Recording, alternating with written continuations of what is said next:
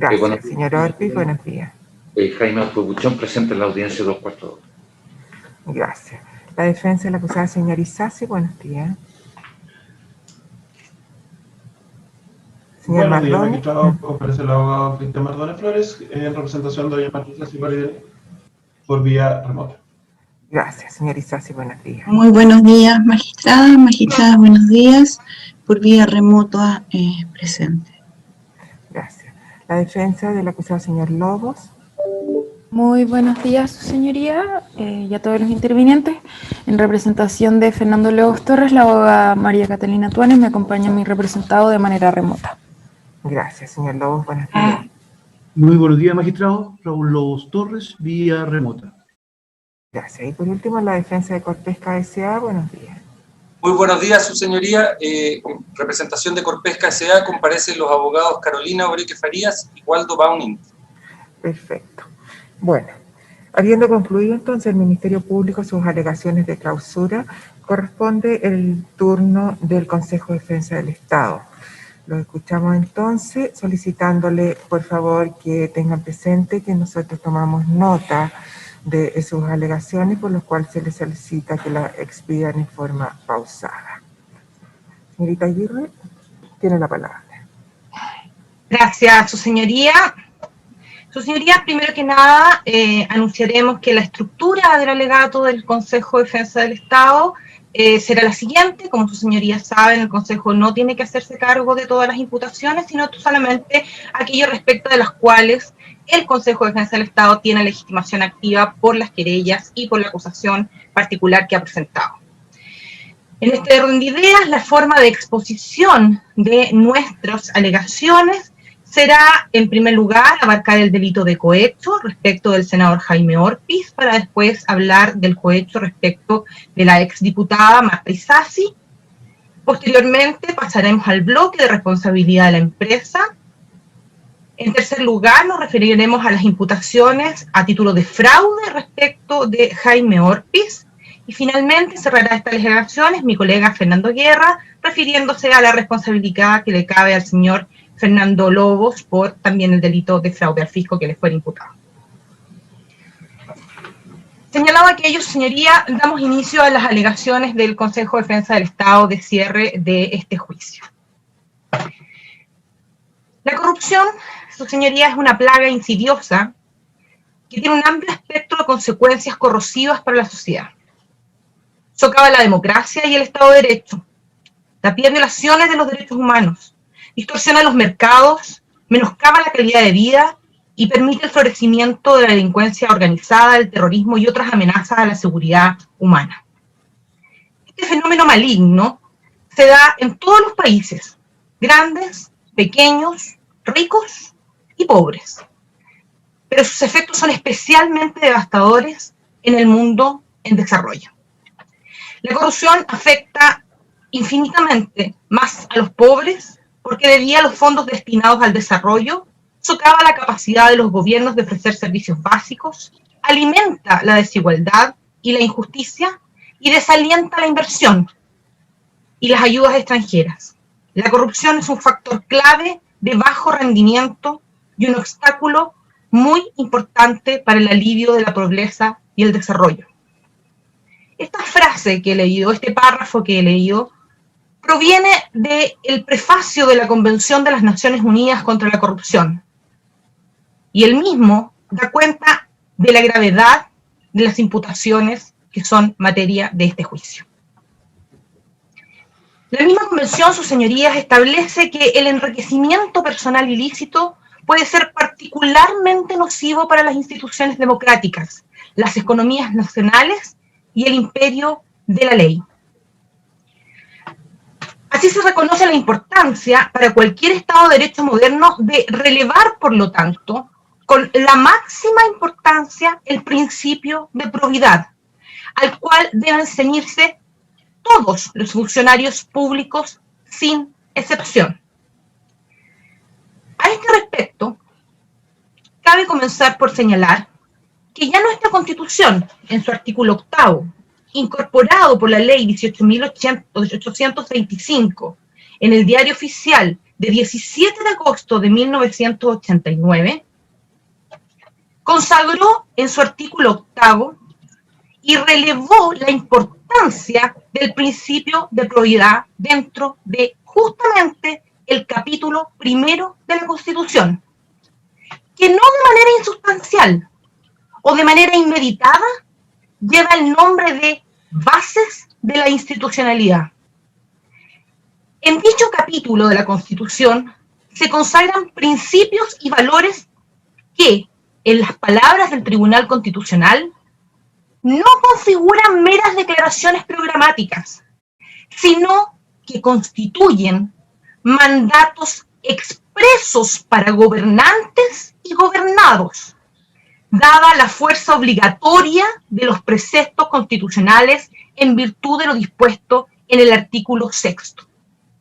Como señaláramos, este carácter de mandato expreso para los gobernantes, que ha sido señalado, que ha sido así reconocido por el Tribunal Constitucional, consta en las sentencias número 46, considerando 21, y en el mismo sentido se ha pronunciado el Tribunal Constitucional en varios fallos, 280, considerando 12, 1185,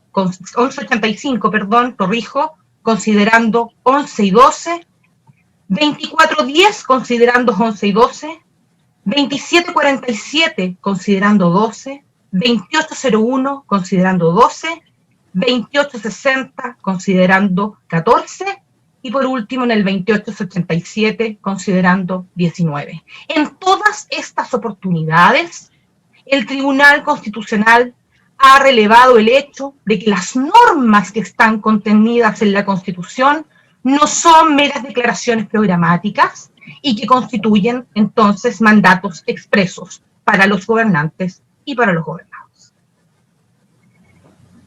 El mismo Tribunal Constitucional, en su jurisprudencia, refiriéndose al alcance ahora de la norma del artículo 8º que consagra el principio de probidad, ha señalado expresamente en la sentencia 1990, considerando 20, que esta norma es aplicable a todos los órganos del Estado, y no solo a aquellos que forman parte de la administración del Estado.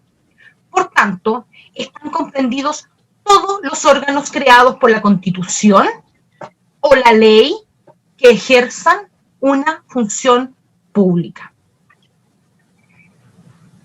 Y en cuanto específicamente al principio de probidad, se ha señalado que la probidad está asociada cada vez que la define el legislador a la preeminencia del interés general sobre el particular, al desempeño honesto y leal de la función o cargo y a la observancia de una conducta intachable. La probidad está consagrada, reafirma aquí el Tribunal Constitucional, como principio en la Constitución. Agrega la jurisprudencia del Tribunal Constitucional que todas las funciones públicas, independiente de que las realice un funcionario público o un particular encomendado por el Estado eventualmente para ese propósito, están vinculadas al cumplimiento estricto del principio de probidad en todas sus actuaciones. Nótese que la Constitución emplea la expresión estricto, es decir, y este nótese, su señoría, no es nuestro, este nótese es parte de la jurisprudencia del Tribunal Constitucional. Nótese que la Constitución emplea la expresión, comillas, estricto, es decir, ajustado enteramente. El estricto apego al principio de probidad para el Tribunal Constitucional importa un ajuste completo, absoluto, en el ejercicio de la función de los funcionarios públicos. Agrega que no deja espacio, por lo tanto, o francos libres, pues habla de todas sus actuaciones, que en todas sus actuaciones debe regir este principio. Lo que hemos señalado consta en la sentencia del Tribunal Constitucional 1413, considerandos 13 y 14, y en el mismo sentido se ha pronunciado en las sentencias 1941 y 2377, considerando nuevo. Continuando con la jurisprudencia de nuestro Tribunal Constitucional a propósito de este principio que tiene consagración constitucional. El TC ha explicado además y ha hecho posible, y no podía ser de otra manera, por supuesto, que este principio de probidad también se aplica a los parlamentarios.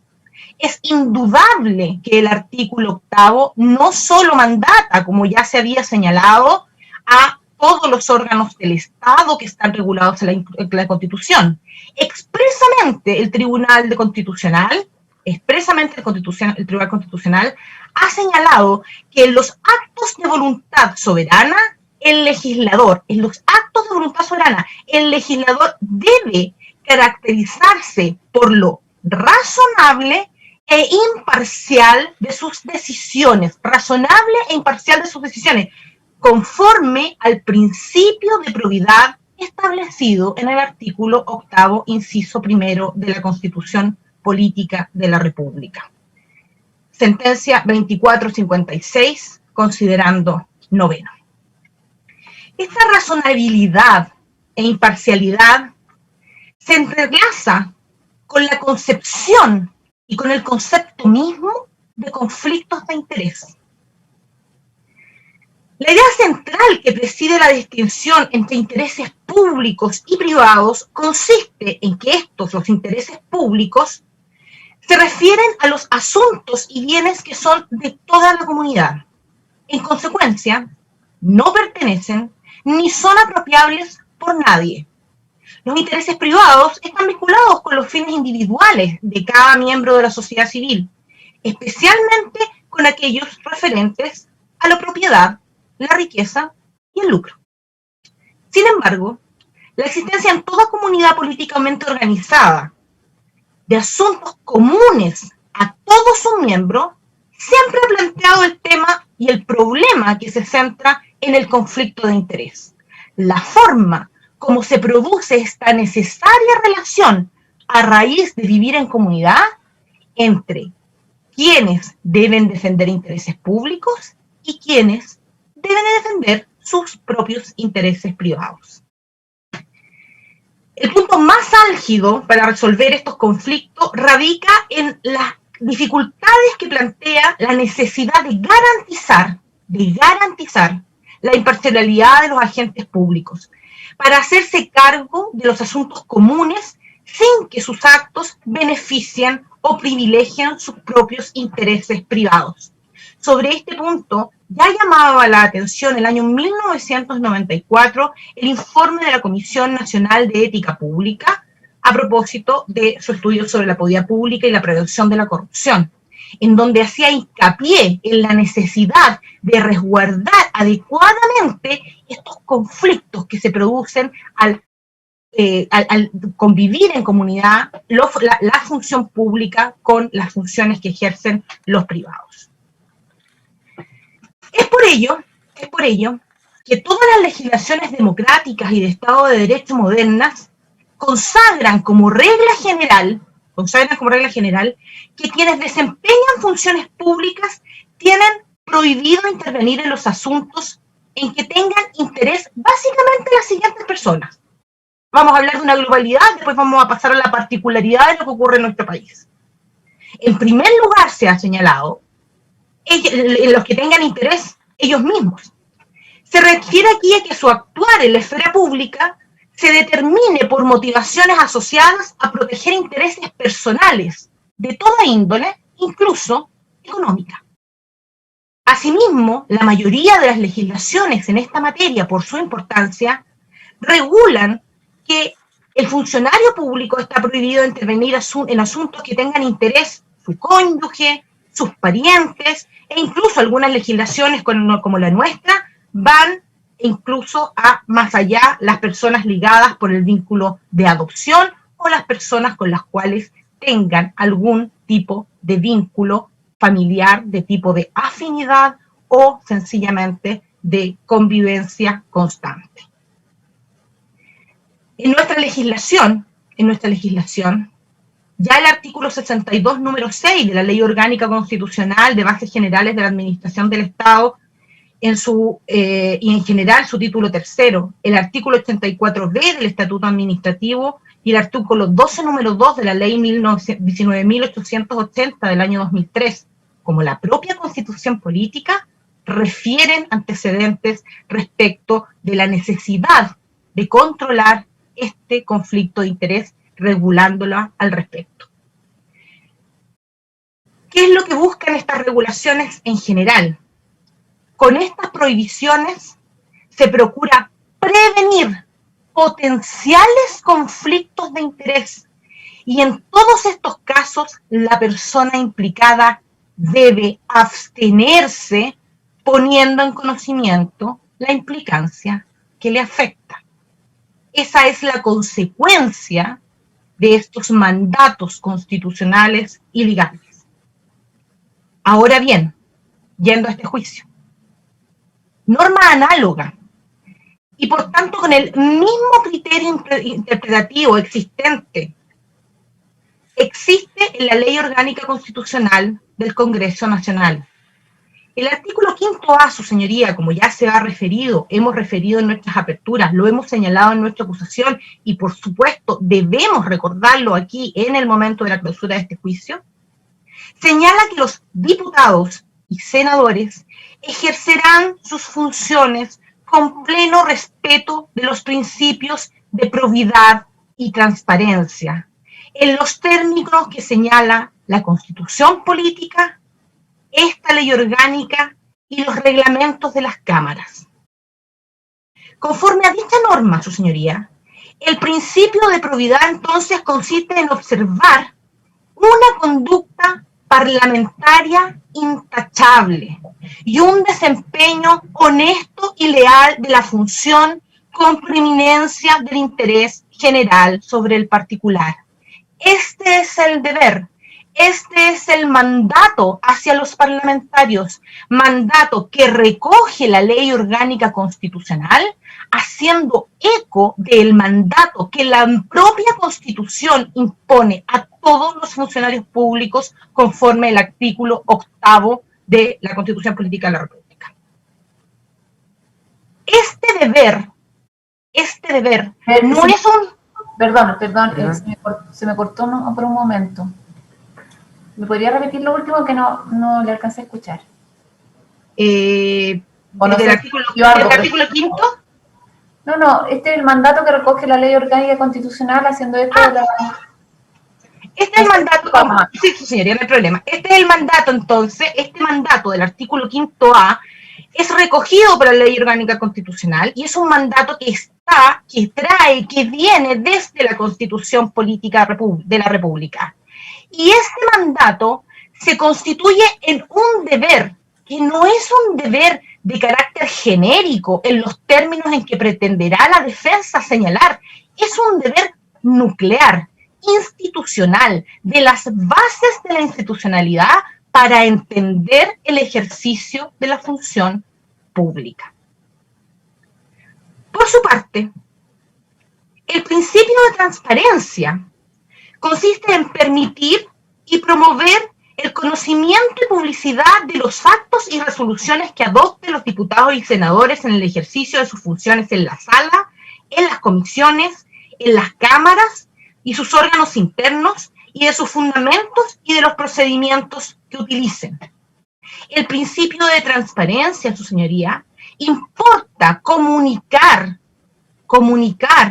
cuáles son las fuentes, cuál es el fundamento de cada una de las decisiones en las cuales ellos van a intervenir, de cada una de las mociones en las cuales ellos van a intervenir, explicar y dar cuenta a la ciudadanía de si la forma como ellos están ejerciendo, la forma como ellos están votando, es una forma autónoma, realmente autónoma, o proviene también de la posibilidad de haber sido esta posición adoptada en razón de algún fundamento o de alguna comunicación que ha sido extraída, por ejemplo, desde algún texto doctrinario en donde se está citando a alguien o, eventualmente, en donde se está privilegiando el interés de una persona determinada, obligándolo entonces, en ese caso, a inhabilitarse.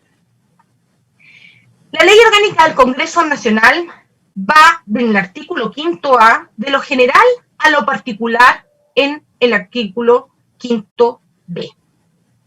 En el artículo 5B, que está referido a deberes más específicos relacionados con una de las fases más relevantes de su función, legislar. El núcleo de la función de parlamentarios, legislar. Así, este artículo precisa ahora que los miembros de cada una de las cámaras no podrán promover ni votar ningún asunto que interese directa o personalmente a ellos o a sus cónyuges, ascendientes, descendientes, colaterales, etcétera, e inclusive a las personas ligadas por ellos por el lazo de adopción. Como podemos apreciar, esta norma es análoga a las normas que están establecidas respecto de todos los funcionarios públicos de la administración. Esta norma es una norma que, por lo tanto, en cuanto a su interpretación, también debe ser llevada hacia la forma como ha sido entendida para todos los funcionarios públicos. La misma norma establece, sin embargo, una excepción. Y la excepción es que, pese a existir este interés, pese a existir esta ligazón, pese a existir este conflicto al cual nos referíamos, puede el parlamentario participar en el debate, pero bajo un supuesto, advirtiendo previamente el interés que ella o las personas antes mencionadas tengan en el asunto. La ley sigue enumerando excepciones a este impedimento, pero que claramente no son aplicables a este juicio, por lo cual no haremos referencias a aquellas.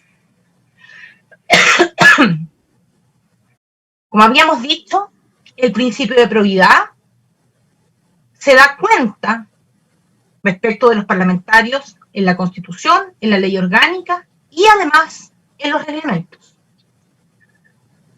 Los reglamentos tanto de la Cámara de Diputados como del Senado refuerzan este deber, este principio, deber de probidad. En primer término, la vez más importante en que se refuerza el carácter de deber del cargo de respetar este principio está en el acto ilocucionario inicial que compromete a todos los parlamentarios en ejercicio a respetar la función, respetar el deber que tienen de respetar la probidad y honrarlo. El artículo 31 de la Cámara de Diputados y cuarto del reglamento del Senado, aunque con frases levemente distintas, refieren el juramento o promesa que se hace a la asunción del cargo. Su señoría, esto no es menor, porque probablemente, aparte de los parlamentarios, solamente vamos a encontrar a ministros de Estado y a muy pocas otras autoridades quienes al inicio de su función prometen respetar determinados deberes. Es decir, ellos toman conciencia desde el primer día de asunción de su cargo de los deberes que deben ser respetados durante el ejercicio de su mandato. Como decíamos, el artículo 31 del reglamento de la Cámara de Diputados y cuarto del reglamento del Senado se refieren a este juramento. Y en el mismo, no vamos a leer más normas, así que vamos a decir globalmente qué es lo que se jura, qué es lo que prometen, qué es lo que juran o prometen los parlamentarios en Chile.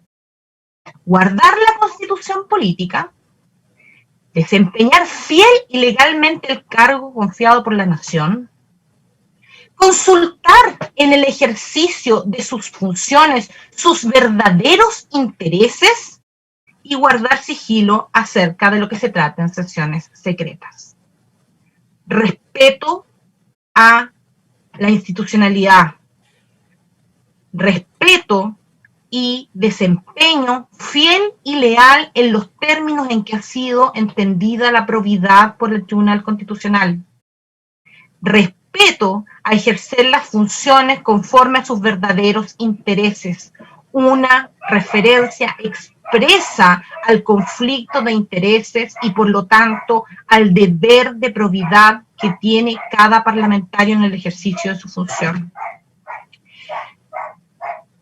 Posteriormente, los artículos 8 del reglamento del Senado y 147 y 294 del reglamento de la Cámara de Diputados reafirman la prohibición contenida en el artículo 5b de la Ley Orgánica Constitucional del Congreso Nacional, reiterando nuevamente la prohibición de promover y votar asuntos que interesen directa o personalmente a ellos, sus ascendientes, su cónyuge, etcétera, las personas que ya han sido mencionadas anteriormente.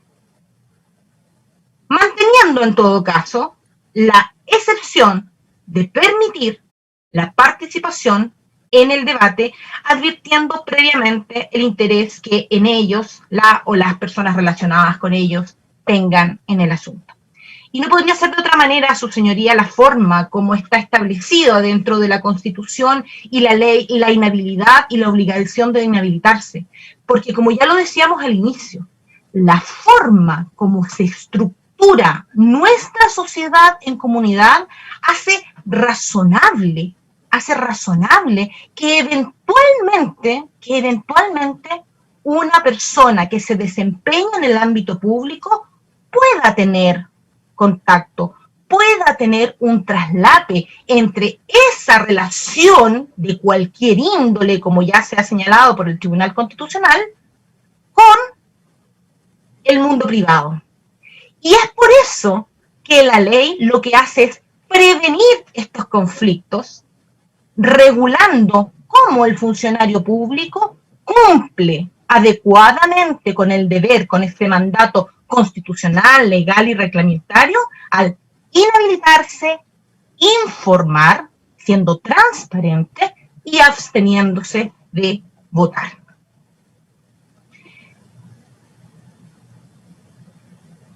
Como ya adelantamos, la Constitución, y aquí su señoría queremos ser especialmente majaderos y me lo van a disculpar con respecto a establecer este deber de probidad como un deber del cargo que puede ser infringido en los términos del artículo 248 bis del Código Penal, por cuanto es fundamental para entender después la forma como el delito de cohecho del artículo 248 bis debe ser entendido. Como ya adelantáramos, como señalaba, la Constitución, cuyas disposiciones y mandatos expresamente han jurado guardar tanto diputados y senadores, como lo vimos, en su artículo 8 plasma el mandato general para todo funcionario público en torno a el ejercicio de las funciones públicas, obliga a sus titulares a dar estricto cumplimiento al principio de probidad en todas sus actuaciones. Así ha sido entendido por el profesor Silva, quien señala que el principio de probidad es más bien, me estoy refiriendo al profesor Silva Bascuñán, que es más bien un principio deber que está establecido en la Constitución. Tiene dos fases, es un deber y además es un principio. Se consagra también, como ya lo habíamos indicado, el principio de transparencia, que básicamente lo que establece es que son públicos los actos y resoluciones de los órganos del Estado, así como sus fundamentos y los procedimientos que se utilicen. También en este caso, señala el profesor Silva Bascuñán, se trata de un principio deber de transparencia. Sobre este particular, recordemos que más allá de las interpretaciones que pueda dar la jurisprudencia del Tribunal Constitucional, el mismo texto constitucional agrega el presidente de la República, los ministros de Estado, los diputados y senadores y las demás autoridades y funcionarios que la ley orgánica señale, deberán actuar declarando sus intereses y patrimonios de forma pública. Señoría, aquí quisiéramos a fin de continuar posteriormente con una parte más dogmática respecto del alegato, pero quisiéramos hacer un primer acercamiento a la prueba producida, en este punto. En este punto que está relacionado con el inciso final del artículo 8 de la Constitución, este deber de transparencia, este deber de declarar intereses por parte de los diputados y senadores. Y de los demás miembros, por supuesto, de la comunidad pública. En este juicio se incorporó la prueba documental común 59A y 59B. Esta prueba fue incorporada el 24 de octubre del año 2019. ¿Qué es lo que contiene? Contiene la declaración de intereses y patrimonios del señor Jaime Orpiz ante el Senado, y que se compone, como podemos recordar, la letra A de la copia de la declaración jurada de intereses, donde se detalla el periodo legislativo, individualizando actividades profesionales, individuales, de actividades económicas en que participa, realizada el 9 de abril del año 2014.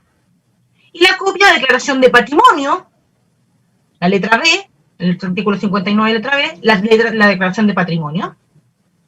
Para funcionarios y autoridades, formulario de ese número 45 de 2006 del Ministerio de Secretaría General de Presidencia, y que se detallan los bienes no inmuebles, acreencias y además las deudas y pasivos en general que pueda tener la persona, y esta corresponde a la declaración del señor Jaime Orpiz del 10 de abril del año 2014. Ambas declaraciones incorporadas como pruebas 59A y 59B, si bien corresponden al año 2014, un año posterior a aquel en el cual se concreta el último de los delitos de cohecho. Sin embargo, mientras se mantenía la reiteración de la comisión de los delitos de fraude al fisco imputados, y se acentuaba la comisión de los delitos de fraude al fisco imputados a través, como recordaremos, ya lo ha señalado la fiscal Chon el día de ayer, por el aumento sostenido de las rentas de la señora Blenda Hus.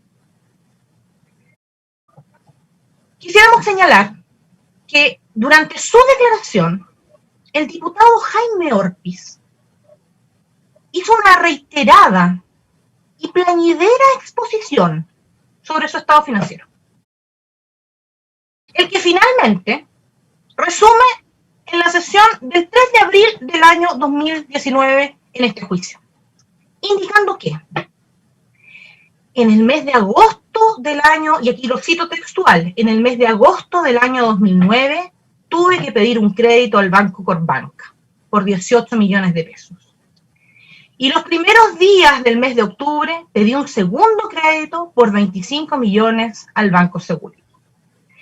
Mi línea de crédito a principios de enero o febrero en el Banco Security estaba en torno a los 7 millones de pesos. Tuve que solicitar una ampliación al banco que llegó a 32 millones de pesos. Por lo tanto, en materia de mi propio patrimonio personal, en cuanto a líneas de crédito, fueron en torno a 25 millones de pesos. Es decir, el aumento real con motivo de la campaña de mi línea de crédito.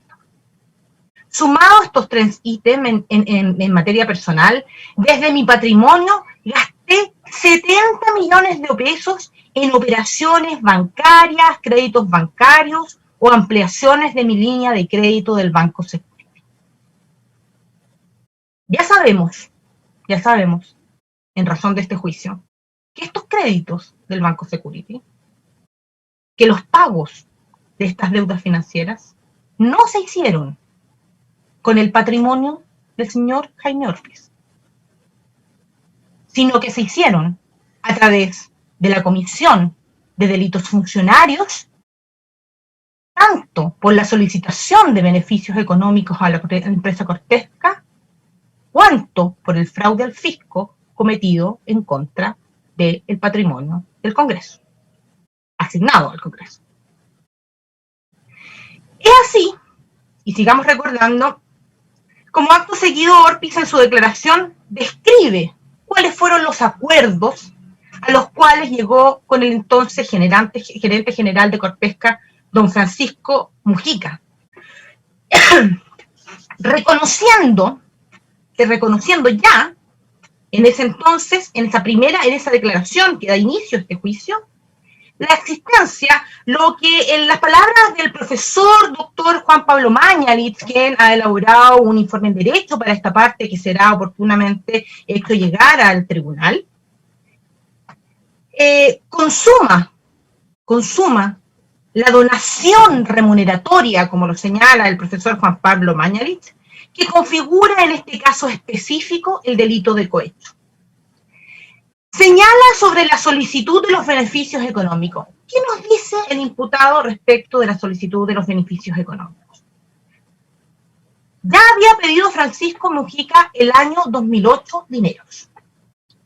En el caso del 2009, primera convención de remuneración donatoria, el año 2008. En el caso del año 2009, le volví a solicitar. Me reuní con él en la etapa de campaña. Y se llegó a un acuerdo, ¿no? Y aquí ya vamos a dejar las palabras expresas, pero vamos a referir lo que señaló. Y se llegó a un acuerdo en que en la etapa de pre-campaña, Corpesca, nótese como, por cierto, a propósito de la responsabilidad de las personas jurídicas, indistintamente el acusado Orpiz habla de Francisco Mujica en su declaración o de Corpesca. Para él son lo mismo. Y lo mismo vamos a ver que sucede en la declaración de la señora Isasi. Aquí no hay una solicitación al señor Francisco Mujica en su calidad de tal, como él mismo lo reconoce que no fue así, sino que aquí hay una solicitación en su calidad de gerente general de la empresa Corpesca. Como iba señalando, se llegó a un acuerdo en la etapa de precampaña con Corpesca que iba a entregar 5 millones de pesos mensuales. Y en la etapa final, es decir, octubre, diciembre, 10 millones de pesos mensuales. Y que en este caso, se iba a extender hasta la primera fase, los primeros 6 meses del año 2010, para abordar las deudas de campaña. Todos sabemos que eso se extendió mucho más allá del año 2010, y así incluso ha sido reconocido por el propio acusado. Agrega que en esa reunión le solicité dinero para financiar campañas y especialmente la pre-campaña a través de boletas. La modalidad que describe para la obtención es que en el caso de la señora Gacitúa, afirma el acusado, yo se la solicité directamente. Y también le solicité a ella que me contactara con otras personas que emitieran boletas, en la medida en que fuéramos consiguiendo recursos por esta vía. A través de ella, entonces, se emitieron boletas a Corpesca, más adelante lo vamos a ver con más detalle, por supuesto, la señora Pilar Plaza en distintas etapas, la señora Muriel Teichido, que era del entorno de la amistad de la señora Gacitúa, y también posteriormente con los años su marido, Alexis Ramírez Quirós, su cuñado, Marcelo Ramírez Quirós, y otras personas a las cuales referiremos. Agrega el acusado que en este caso la conversación con Francisco Mujica debe haber sido, en el caso de la conversación con Francisco Mujica, de los primeros meses del año del 2010, fueron boletas de 10 millones de pesos mensuales. Posteriormente, el año 2010, tienen una tercera reunión, lo reconoce el mismo imputado. Nuevamente habla acerca de la convención, de este acuerdo remuneratorio con el gerente general de Corpesca, en que dado el nivel, señala él, de la deuda de campaña que tenía, habría tenido que asumir créditos, incluso se extendieron hasta el año 2017, y que incluso uno de ellos tiene un origen en el año 2010 y que después tuvo que reprogramar, y que son deudas que arrastra hasta el día de hoy. Planillera playinera, llorona, quejosa forma de referirse a su magra situación financiera que lo aquejaba el año 2009, 2010, 2011, 2012 y 2013, en que no tuvo más alternativa que financiar su campaña con los dineros que tenía que pedirle a la empresa que amablemente había decidido ser su benefactora. El 2012 señala que pidió una nueva reunión con el señor Mujica. Y ahí vienen los aportes del señor Daniel Ortega. Su señoría, nuestra obligación respecto a las quejas del señor Mujica, a las cuales debemos sumar que él no solamente tenía que pagar su campaña, sino que también tenía que pagar la campaña de las otras personas de su región, de las cuales era el jefe político, como vamos a referir más adelante. Quiero ahora volver a los documentos que ya anunciamos. Y detengámonos especialmente en el documento 59B de la Declaración de Patrimonio del señor Jaime Orpiz.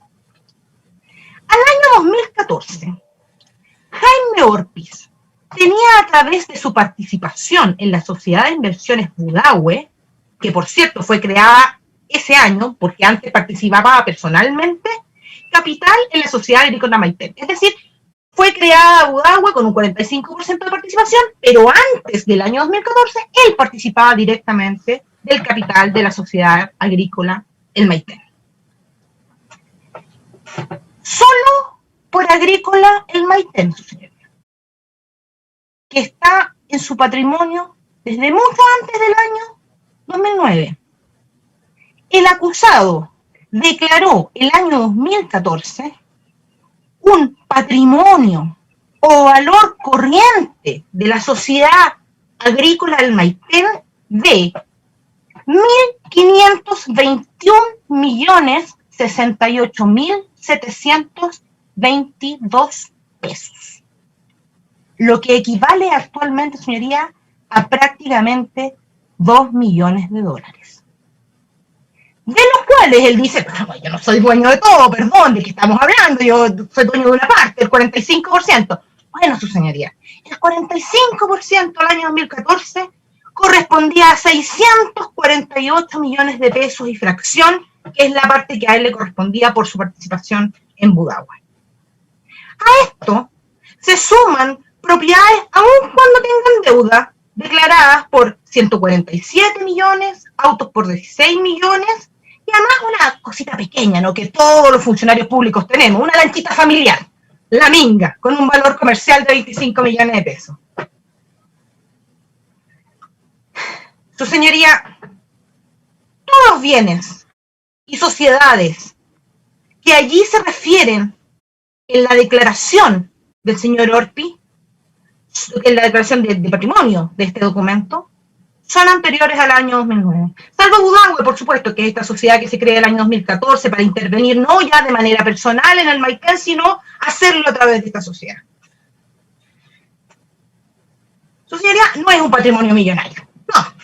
No es un patrimonio tan millonario. No lo hace el selecto grupo de las 10 familias más ricas de Chile, ni para compartir la misma tarjeta de invitación que el señor Angelini. Por supuesto que no. No es un millonario.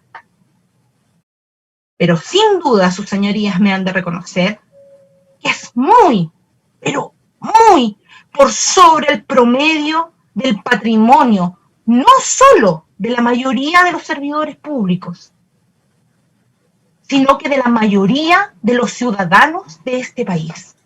Y en ese sentido, su señoría, el exceso de deudas de una persona es una justificante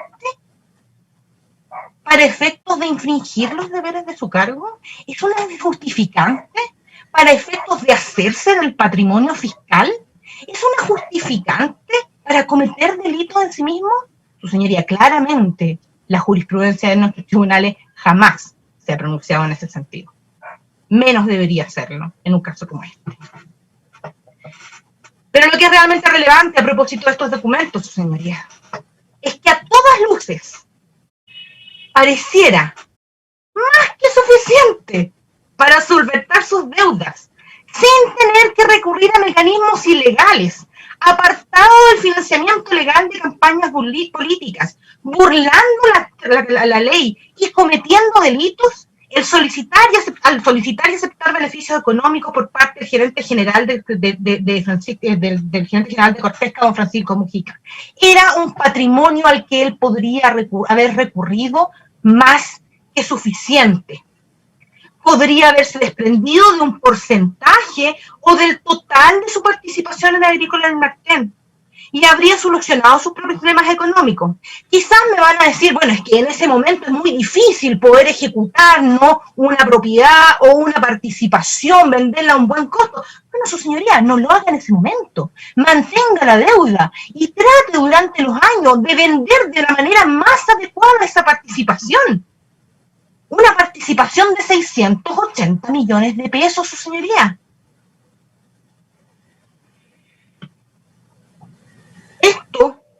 Este simple acto, vender su lancha, vender la parcelita en el sur, desprenderse de parte de sus acciones en el Maitén, habría solucionado sus problemas económicos en ese momento y también en los años posteriores a la elección. Me pregunto si hoy en día, y por eso los digo, su señoría, que me parece que este documento es relevante respecto a las excusas que da el señor Orpi. Me pregunto si alguno de los funcionarios públicos que estamos presentes hoy en esta audiencia podríamos acceder a una fórmula como esta para efectos de solventar nuestras deudas. Si en razón, por ejemplo, de una costosa enfermedad debiésemos de más de 100 millones de pesos, alguno de los servidores de esta sala pediría colaboración a una empresa que eventualmente llegue a ser parte de un asunto en el cual debemos intervenir. Su señoría, Dios quiera que no lo tengamos que hacer. Pero estoy segura que los servidores públicos en esta sala, si llegaran a estar en la situación de recibir benéficamente un aporte económico de su benefactor, se inhabilitarían y no traspasarían esa línea. No me imagino otra manera en la cual pudiese actuar un magistrado de la República, en la cual pudiese actuar un fiscal del Ministerio Público, en la cual pudiese actuar cualquiera de los funcionarios públicos que estamos en esta sala. Su pasivo, su señoría, declarado a la fecha en que hace la declaración, el año 2014, alcanzaba apenas las 1.600 UTM. Tenía alternativas al año 2014.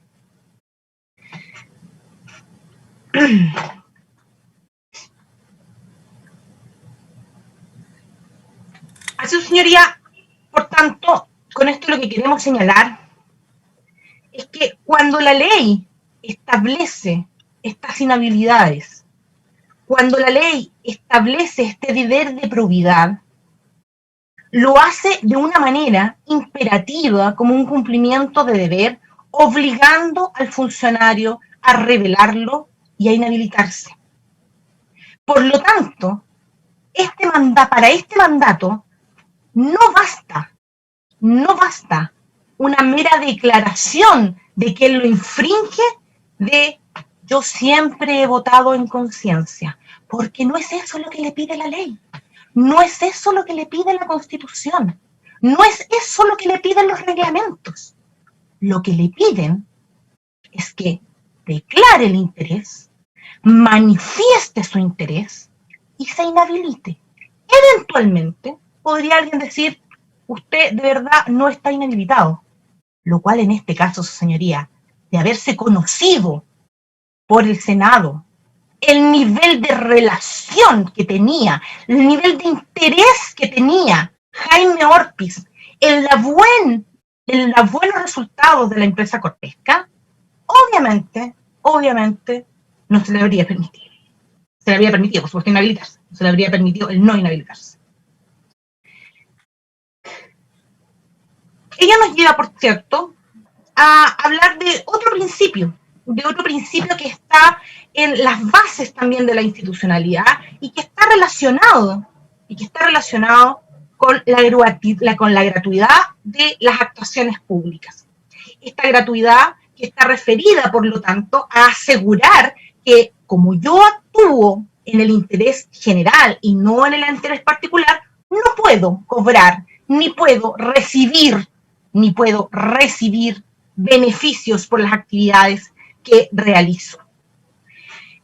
Este principio está expresamente consagrado en el Estatuto Administrativo, en la Ley Orgánica Constitucional de Bases de Administración del Estado, pero también está en el artículo 8.1 de la Convención de las Naciones Unidas contra la Corrupción, artículo 3 primero de la Convención Interamericana y la Convención Interamericana contra la Corrupción. Mandatos que, como su señoría lo saben, son aplicables dentro de nuestra legislación por disposición del artículo 5 de la Constitución Política de la República y estando ambas convenciones ratificadas por Chile. Las actuaciones, se señala allí, de los funcionarios públicos constituyen la expresión de un deber y por ellas estas solo deben recibir una remuneración de parte del Estado. Los demás costos que puedan generar tales actuaciones son cubiertas por recursos que proporciona año a año la ley de presupuesto del sector público. Y por cierto, los costos de las campañas políticas también están solventados por lo que dispone la ley a través de la devolución del gasto electoral. Si usted se excede, si usted hace más allá de lo que la ley le permite hacer, infringe. Y obviamente infringir la moderación en el gasto electoral, otra infracción, es lo que ha generado estas, comillas, deudas, según el señor Orpiz, que han sido solventadas con los dineros que fueron solicitadas a Corpesca. También en el caso de los diputados y senadores existe un presupuesto asignado, no menor, por cierto, ya lo vimos a propósito de algunos documentos que leímos durante el juicio. Y esto está realizado para el desarrollo de sus actividades. Es lo que se denomina la dieta parlamentaria. Usted, para la realización de sus labores, para tener informes acerca de cómo votar la ley de pesca, para saber qué es lo que se opina respecto de la madurez del jurel, tiene dinero para contratar asesores pagados por usted para efectos de realizar estos estudios. Usted tiene dinero para contratar a un asesor que le haga un discurso para la ORP. Usted tiene dinero a su disposición para contratar un asesor que dé cuenta de la complejidad de la ley de pesca que usted no entiende. Pero en este caso, hemos visto que en el caso del señor Jaime Orpiz, esa dieta parlamentaria también fue objeto de un delito. El delito de fraude al fisco.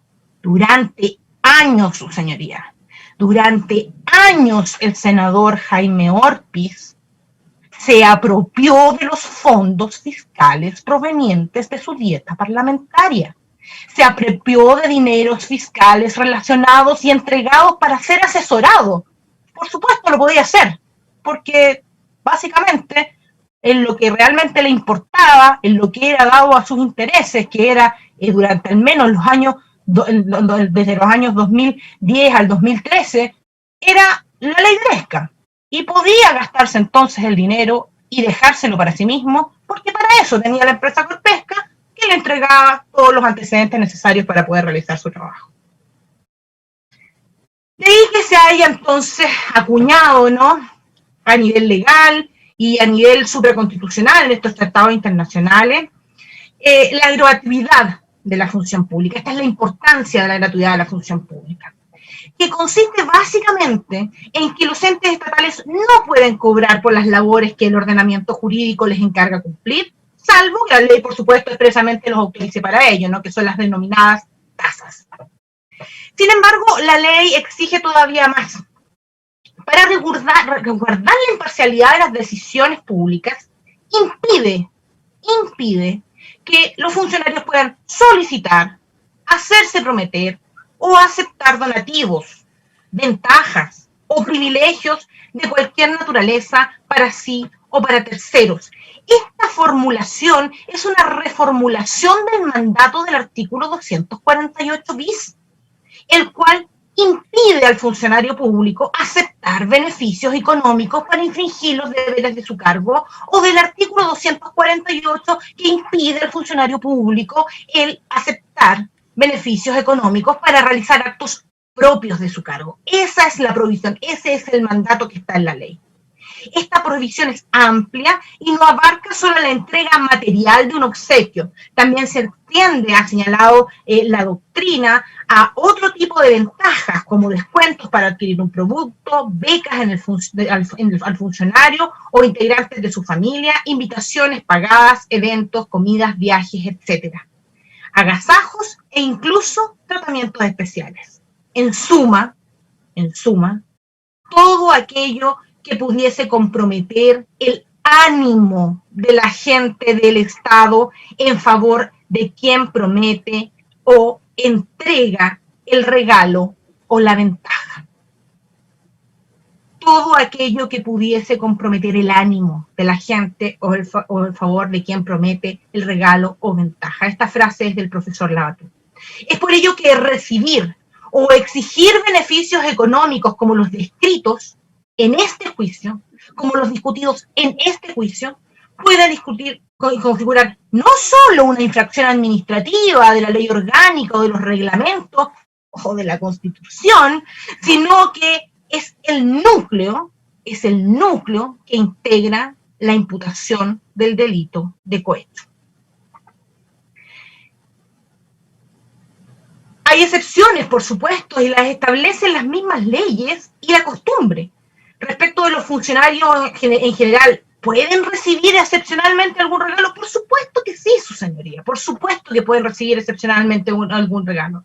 La ley tolera excepciones a la prohibición de recibir regalos, que son los donativos oficiales, ninguna de las cosas que pasan en este caso, los protocolares, oficiales y protocolares, y aquellos que autoriza la costumbre, como manifestación de cortesía y de buena educación. Esas son las excepciones, ¿no?, que son señaladas básicamente por todos los autores al momento de referir la posibilidad del funcionario público de recibir de parte de los particulares algún regalo, algún presente, algún donativo. Sobre el particular, y como ya lo habíamos anunciado, atendible por disposición del artículo 5 de la Constitución Política de la República, la Convención de Naciones Unidas contra la Corrupción señala en su artículo 8.5 la necesidad de establecer códigos de conducta para funcionarios con el objeto de combatir la corrupción de conformidad con los principios fundamentales de su ordenamiento jurídico, promoviendo, entre otras cosas, la integridad, la honestidad y la responsabilidad de sus funcionarios públicos. En su número 5, establece además medidas y sistemas para exigir a los funcionarios públicos que hagan declaraciones a las autoridades competentes en relación con otras cosas, con sus actividades externas y con los empleos, inversiones, activos, regalos o beneficios importantes que puedan dar lugar a un conflicto de interés respecto de sus atribuciones como funcionarios públicos. Cuando la Convención nos habla respecto de esta necesidad, lo que llama a los estados es a hacer eco, al momento de suscribirla, de que estos mandatos se encuentren reflejados en la legislación interna.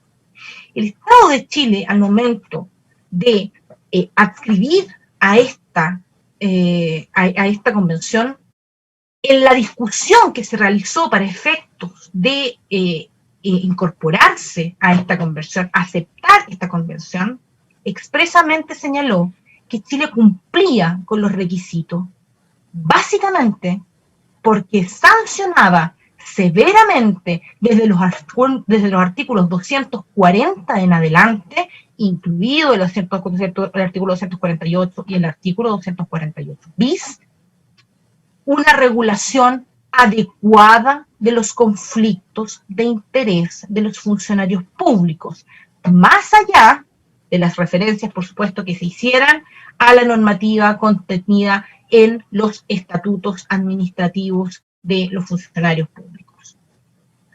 El concepto aquí recogido, pedir y deber favores, es obvio, determina por máxima de la experiencia que el sujeto se vuelva más venial a los requerimientos del benefactor. Eso es lo que se trata de prevenir. Eso es lo que se trata de prevenir con estos mandatos, que el funcionario se vuelva más venial a los requerimientos de su benefactor. Es entonces esta la razón de ser de las normas establecidas en la Ley Orgánica del Congreso y los reglamentos de su Cámara, normas de comportamiento que traen aparejados deberes de abstención o de revelación de interés, que en el caso concreto importa la posibilidad de participar en el debate, pero limita la posibilidad de votar los proyectos en los cuales se interviene. Y hay materias que afectan a esas entidades, la empresa en este caso, con las cuales el propio parlamentario tiene un interés comprometido. Lo mismo se reitera, su señoría, lo mismo se reitera, y también es mandato, por lo tanto, como norma prohibitiva, lo mismo se reitera en el artículo 60 de la Constitución Política de la República. Al sancionar, y por ello es que se configura como una norma prohibitiva, ¿no? Al sancionar, con la cesación en el cargo de diputado o senador durante su ejercicio, actuare como procurador o agente en gestiones particulares de carácter administrativo. Esta sanción, por ende, y de esta sanción, por ende, deriva la prohibición de actuación en nombre de otro en gestiones administrativas por parte de senadores y diputados. Su señoría, aquí quisiéramos señalar lo que nosotros hemos llamado la Operación Contraloría, FER Contraloría, si no me equivoco, lo llamó el Ministerio Público. Es una clara infracción al deber de abstención, al deber, a la norma de comportamiento que está establecida respecto específicamente de senadores y diputados en el artículo 60. Esto no es una manifestación del derecho de petición, como ha pretendido señalar la defensa. Está lejos de ser una manifestación del derecho de petición, porque el derecho de petición, especialmente en los altos funcionarios de gobierno y en los altos cargos de la administración del Estado, como es el caso de un senador de la República y de una diputada de la República, va unido a otro concepto que aquí no existe, que es la transparencia. La transparencia. El derecho de petición debe ser expresamente manifestado por el particular, debe ser puesto en conocimiento del funcionario público y el funcionario público debe señalar que obra en razón del derecho de petición, contesta en razón del derecho de petición y no como si fuese una cuestión propia y sin develarlo. La infracción a los deberes que impone el cargo, entonces, tiene su correlato en el sistema más severo de nuestro ordenamiento jurídico, no solamente a través de las sanciones administrativas que se puedan establecer en la ley, no solamente a través de esta sanción directamente establecida en la Constitución, sino que tiene su correlato bajo la amenaza de la sanción penal a título de delito de cohecho. El delito de cohecho sería, como lo sabemos, está sancionado en los artículos 248, 248 bis, 249 y 250 del Código Penal, bajo la fórmula de soborno, por supuesto, en el artículo 250. Pasaremos entonces ahora a exponer algunas consideraciones respecto del delito de cohecho atingentes a esta cuestión, comenzando por diferenciar la figura del artículo 248 del Código Penal, que se refiere a la solicitud o aceptación de beneficios económicos por la realización de actos propios del cargo, de la figura del artículo 248 que sanciona la omisión de actos propios del cargo o la comisión de actos con infracción la obtención de beneficio económico con infracción a los deberes del cargo. Adelantando desde ya que se sostiene en base de la opinión de los profesores Mañalich y Oliver, que ya han sido citados este segundo que ya ha sido citado en este juicio y también se refirió en alguna parte la fiscal Chong, que existe una diferencia que hace irrelevante determinar si las actividades desplegadas por un funcionario público durante la ejecución de sus funciones se condicen o no de manera exacta con actos propios de su cargo, que es una de las cuestiones, ¿no?, que se levantó por parte de la defensa, señalando que esta presentación en la Contraloría no era un acto propio del cargo de senador, más allá de que quedó más que claro, conforme especialmente a la declaración del señor Allende y de la declaración del profesor Cordero, que este tipo de actuaciones sí son propias del cargo de parlamentario.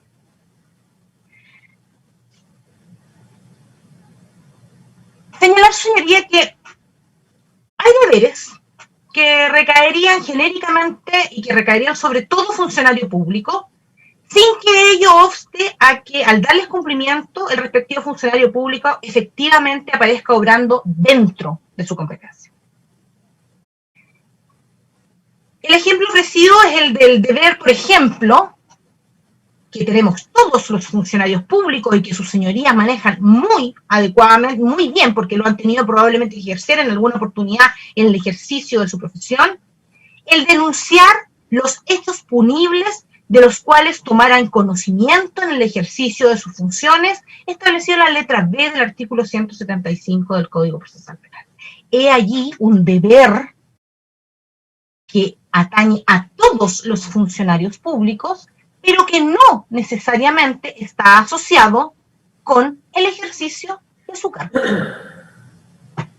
Reconocer que el cumplimiento de semejante deber se corresponde con un acto propio del cargo de cada funcionario es indispensable para dar sentido a la idea de que en el incumplimiento de ese deber, se corresponderá con la omisión de un acto debido del cargo. De manera tal que la solicitud o la aceptación de un beneficio por la omisión futura o pretérita de este acto pueda resultar constitutiva de cohecho bajo el inciso primero del artículo 248 bis. Es un deber que está establecido respecto de todo funcionario público, aun cuando naturalmente no esté descrito dentro, ¿no es cierto?, de los ámbitos de sus labores habituales. Es igualmente claro que esta misma solución restrictiva no puede ser, o sea, que esto solamente podría ser aplicado respecto de algunos, no puede ser correcta tratándose de una interpretación de la cláusula con infracción a los deberes del cargo. En el concepto de la tipificación de la segunda subvariante, ¿no?, del delito de cohecho del artículo 248 bis, pues esta no exige que el acto para o por cuya ejecución el funcionario acepta o solicita el respectivo beneficio sea propio del cargo. Lo que exige la cláusula es que la ejecución del acto tenga lugar con infracción a los deberes del cargo. Aquí es crucial advertir que como deberes del cargo también vienen en consideración aquellos deberes genéricos que recaen sobre el funcionario público por el solo hecho de desempeñarse como tal. La demostración más clara o más palmaria de esto lo ofrece el propio artículo 248 bis, inciso segundo del Código Penal.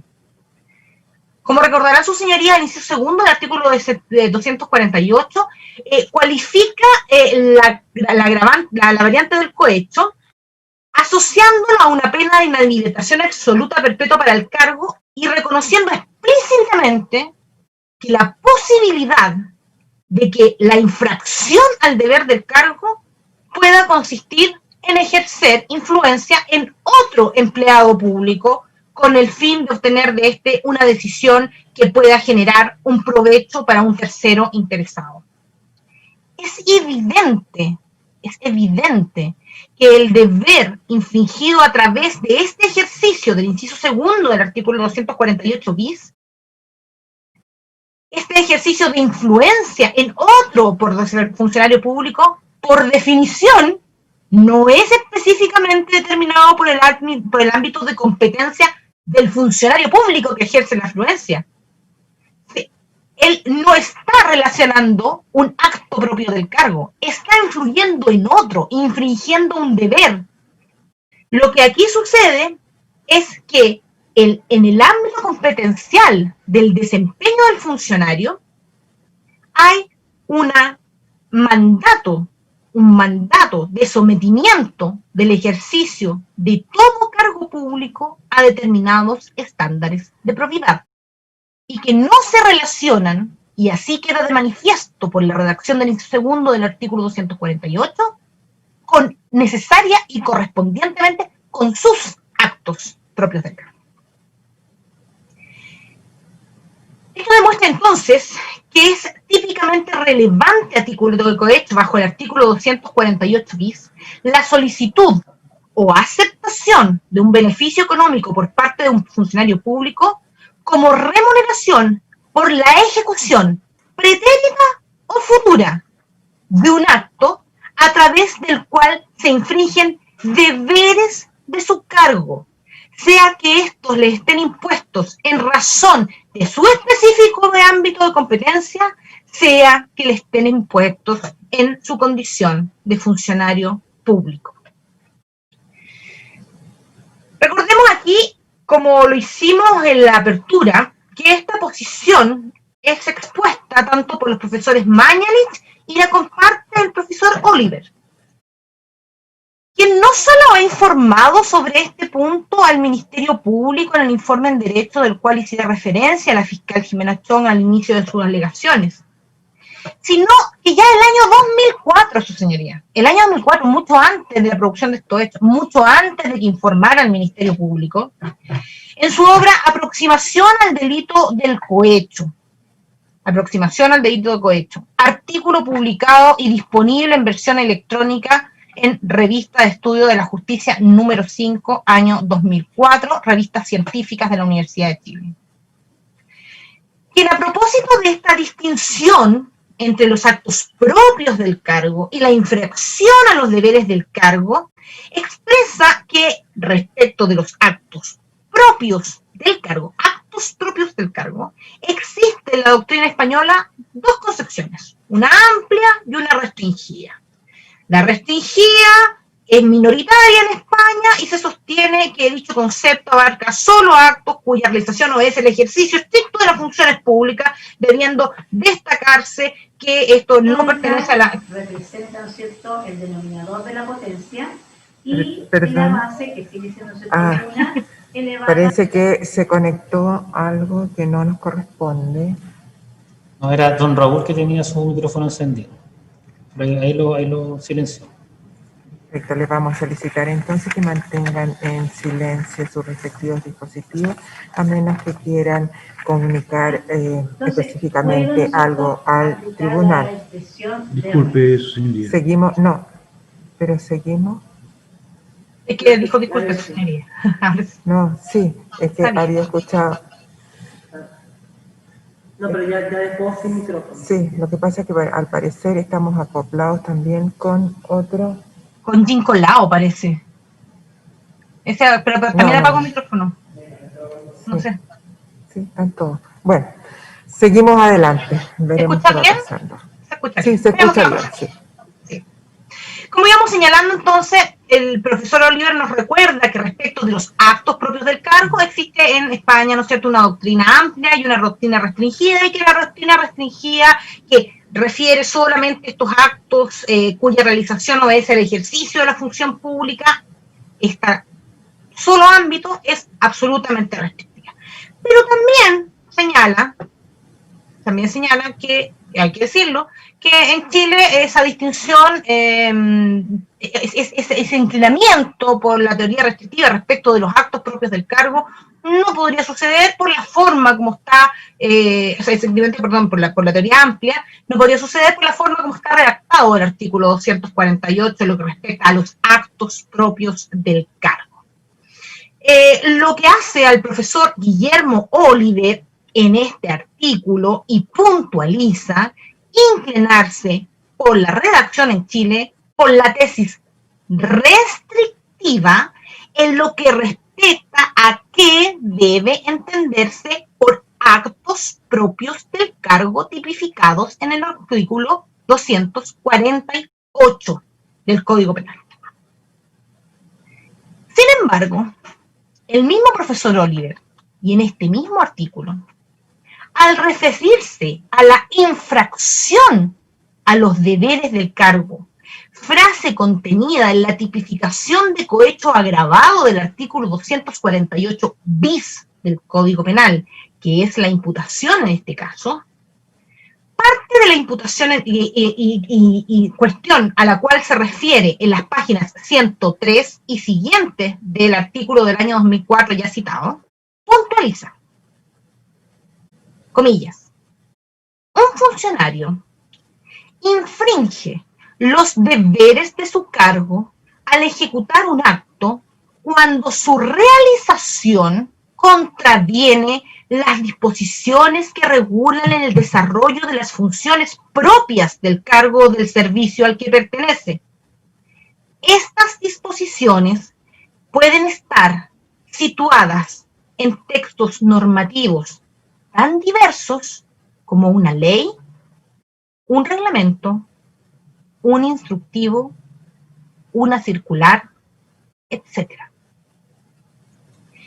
Y continúa agregando, contra lo que pudiera creerse, esta infracción de deberes del cargo funcionario no solo se puede presentar en el ejercicio de la actividad reglada, sino también dentro de su actividad discrecional.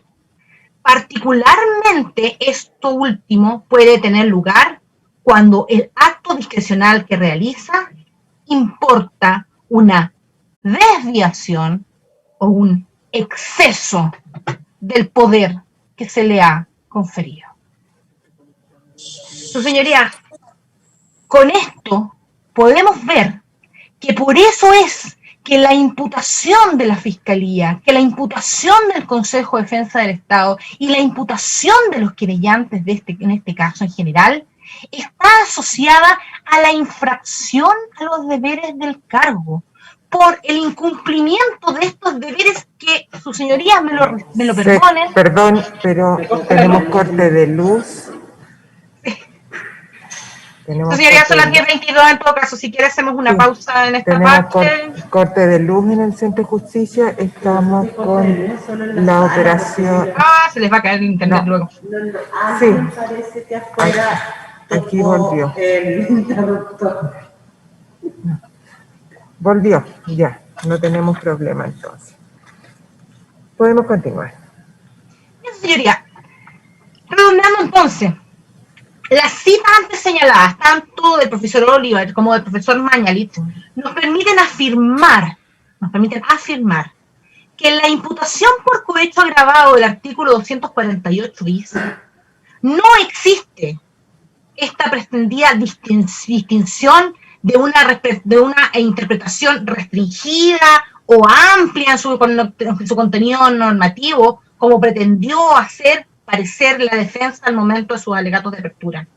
La solicitud y o aceptación de beneficios económicos para infringir los deberes del cargo no tiene una correspondencia con los actos propios del cargo, sino que tiene una correspondencia con los mandatos de comportamiento de los funcionarios públicos, dado por las normas constitucionales, por las normas legales, por las normas reglamentarias ya referidas latamente, señoría, y esa fue la razón por la cual hicimos una tan extensa relación a estas normas y a su interpretación por parte del Tribunal, incluso constitucional, y que por lo tanto se emparentan con, por supuesto, y por ese motivo, con los bienes jurídicos identificados por la doctrina en el caso del delito de cohecho del artículo 248 bis.